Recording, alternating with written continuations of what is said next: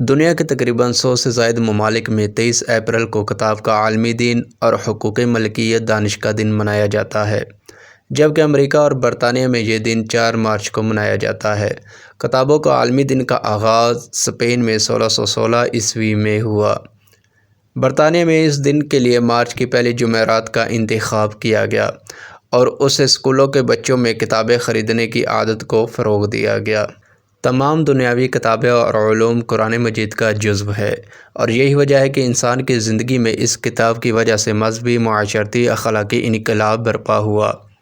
چینی کہاوت ہے کہ جب کوئی شخص 10 کتابیں پڑھ لیتا ہے تو اس کا مطلب ہے وہ 10,000 میل کا سفر طے کر لیتا ہے۔ ایونس گیلیوس کہتے ہیں کہ کتابیں خاموش استاد ہے۔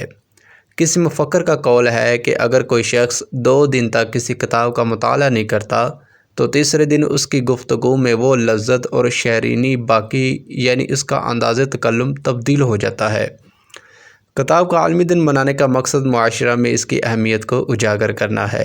پاکستان میں اس دن پر نہ صرف معلوماتی سیمینار منعقد کروانے کی اشد ضرورت ہے، بلکہ اسے حکومتی سطح اور نجی سطح پر عوام میں کتاب پڑھنے کے شعور کو بھی بیدار کرنے کی ضرورت ہے۔